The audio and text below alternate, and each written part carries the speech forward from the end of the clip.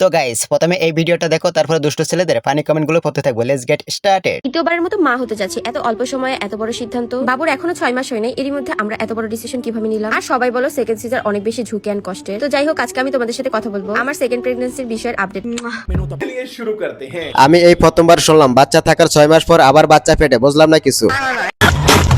ধীরে ধীরে চালাও গাড়ি, মাথা ঠান্ডা করে। আশের বেশি উঠলে গতি অ্যাক্সিডেন্ট হতে পারে। খুব কষ্ট যে বলো, শোনা গো আমার। আপু দ্বিতীয়বারের লিঙ্কটা কোথায়? আমার তো একটা সামলাতে পাছা দিয়ে আত্মা বের হয়ে যায়। খেলোয়াড় ভালো ঠিক বলেছ। না রে বোন, তোর জোর আছে শরীরে। কিভাবে করেছিলে এটা একটু জানতে ইচ্ছে করে।